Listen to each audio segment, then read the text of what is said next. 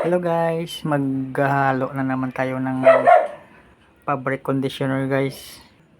Tuturuan ko kayo kung paano maghalo. Ito yung unahin natin, gel, tapos yung colorant, tapos itong anti-bac, tapos anti-foam, tapos Inta, tapos itong fashion scent nya. Ayan guys, umpisahan na natin. Una, maglagay tayo sa timba ng 6 na litrong tubig. Huwag natin pasobrahan guys para hindi lumabnaw. Kasi pag magsobra, malabnaw siya. 2 litro. 3 litro. 4. 5. 6 na litro. Yan, ayos na ito guys. 6 na litro lang.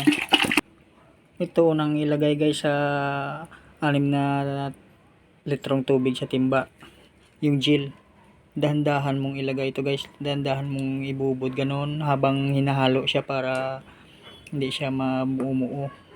Hindi ako makahalo guys kasi nakahawak ako ng cellphone. Bitawan ko muna cellphone guys. Haluin ko muna yan. Ito guys, nalagay na natin yung gel. Binutasan lang natin ng maliit yung plastic guys para dahan-dahan lang siyang lumabas yung gel para hindi siya mamuo-muo. Ito, haluin lang natin hanggang sa matunaw siya. Pero hindi naman matutunaw to guys. Yan, 1 linggo pa natin ibabad yan. 1 linggo natin bago siya buksan. Kaya sa 1 linggo siya matutunaw. Ganyan katagal magano ng fabric conditioner. Tagal ng proseso. Haluin lang maigi ang gel guys hanggang sa makuha yung mixture nya, hanggang sa matunaw yung gel. And guys, nahalo na natin ng mabuti. Nakuha na natin yung timpla nya. Isunod na natin yung iba pang ingredients. Unahin natin lagay yung Inta guys. Ayan, Inta muna. Tapos preservative anti-bac. Tapos anti-foam.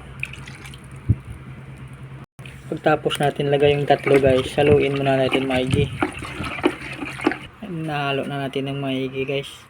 Isunod na natin lagay itong colorant. Dandan.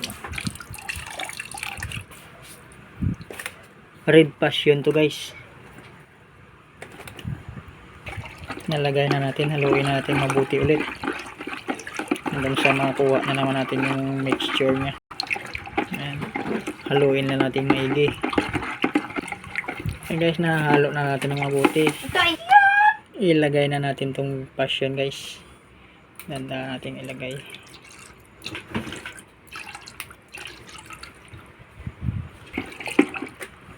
Tapos haluin na naman. Ang bango. Ayan, mabango na siya. Haluin muna natin ng maigi. Ayan, ito na guys. Sobrang bango na siya. Ayos na to. Nakakuha na natin yung timpla nya. Ayan. Takpan na natin siya. Takpan natin maigi guys. Yung wala siyang Tapos 1 linggo natin yan bago buksan guys. Bago ilipat sa lagayan. 1 linggo para matunaw siya at saka sobrang bango niya pagbukas mo. Yan lang guys. Salamat. Abangan nyo ang susunod kong video. Ibang ibang ingredients. Yan. Ilagay na natin yan for 1 week.